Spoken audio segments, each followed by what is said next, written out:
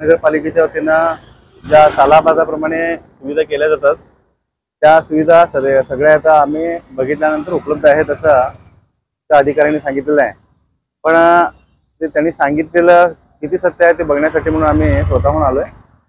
आणि की काही इन्स्ट्रक्शन आम्ही त्यांना दिलेलं आहे की जसं की आता रात्री लेडीज वगैरे फार येत असतात, लहान मुलं येत असतात, तर ते त्यांच्यासाठी युरिनल्स जे टॉयलेट असेल ते क्लीन करून घ्या म्हणून आम्ही त्यांना इन्स्ट्रक्शन दिलेलं आहे।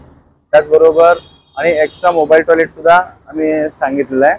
परत रस्ता पूर्ण उद्या प्रोसेससाठी क्लीन राहायला पाहिजे, तो झाडून स्वच्छ राहायला पाहिजे हे सुद्धा सांगितलेलं आहे। आणि रामदेव गल्लीमध्ये ज्या गटारीवरती फरशा घातल्या पाहिजे, पॅक केलं पाहिजे ते त्यांना इन्स्ट्रक्शन दिलेलं आहे।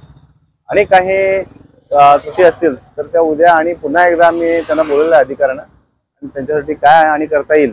आता काही ब्रांचेस ज्या फांद्या खाली आलेत झाडांच्या त्या सुद्धा काय कट करता येत असतील तर त्या लागत असतील तर कट करायच्या, आणि काही इतर कामं असतील तर ती सुद्धा आम्ही करायची उद्या, आणि बोलून तो उद्या सुद्धा आणखी एकदा त्यांना संदर्भात वन विभागाच्या अधिकाऱ्यांची ब्रांचेस ऑलरेडी आम्ही वन विभागाला महानगरपालिकेच्या वतीनं पहिला सांगितलेलं आहे की जिथं जिथं त्या फांद्या खाली आलेल्या आहेत त्या फांद्या तुम्ही ब्रांचेस मारा म्हणून ऑलरेडी एक लेटर सुद्धा केलं आहे। महानगरपालिकेतूनच आम्ही त्यांना संदेश दिलेला आहे।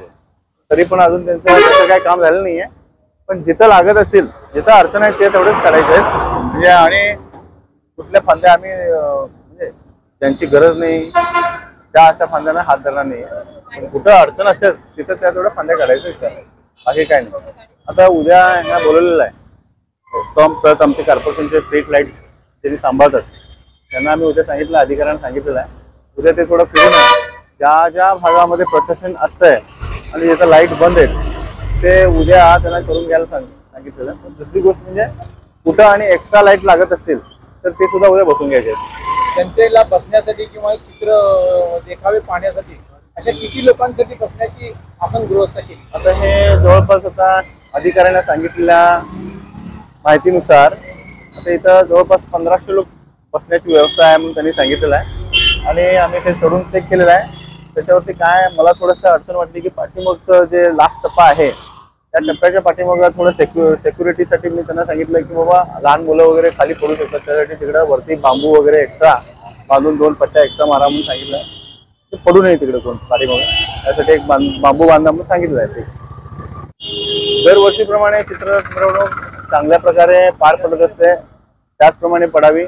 आणि हल्ली डीजेचं एक वातावरण फार गढूळ झालेलं आहे, डीजेमुळे लोकांना त्रास होत आहे, साऊंड फार इफेक्ट जोरात असतोय। ते डीजे न जाता जे पारंपरिक आमचे गाडे काढले जातात त्याप्रमाणे झालं तर खूप बरं, आणि त्याच्यामुळे इव्हन बेळगावकरांना पण समाधान वाटेल, आणि जे शिवकालीन जे काही चित्ररथ असतात ते बघण्यासाठी समाधानानं पूर्ण बघण्यासाठी वेळ मिळू शकतोय, आणि समाधानानं ते बघू शकतात, आणि त्याचं माहिती मिळते आम्हाला की कशा प्रकारे कोण केलं।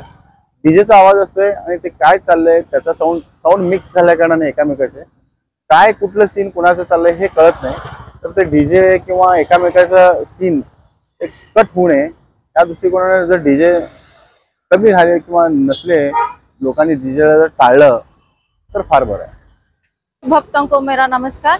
हम लोग यहाँ पे कल का जो प्रोसेशन होने वाला है शिव जयंती का, हम लोग यहाँ पे चेक करने के लिए आए थे महानगर पालिका के तरफ से। यहाँ पे स्टेज भी डाला गया है और बैठने की व्यवस्था भी की गई है, और जो महिलाओं के लिए स्पेशली चाहिए टॉयलेट्स एंड बच्चों के लिए पानी वगैरह वो भी हम लोगों ने व्यवस्था भी किया है यहाँ पे।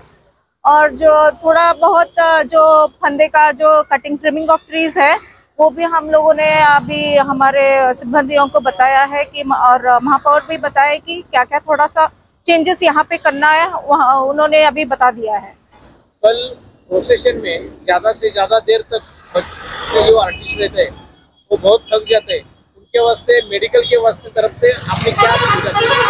यहाँ पे एक मेडिकल सेंटर भी लगाने के लिए उनको इंटीमेशन दिया है, क्योंकि एट द टाइम कुछ भी हो सकता है, आवाज़ से कुछ प्रॉब्लम हो सकती है या सडनली कुछ हुआ तो वो उसके लिए भी हम लोगों ने तैयारी किया है।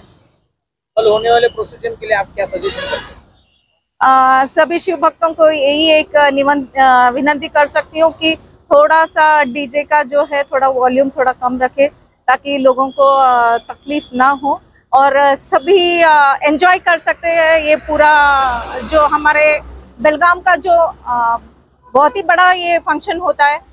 इस फंक्शन को मज़ा सब लोग ले सके, यही एक ऐसा पूरा इंडिया में नहीं होता। हाँ यस, पूरी भारत में यहाँ पे जो होता है वहाँ पे नहीं, कहीं पे भी नहीं होता है।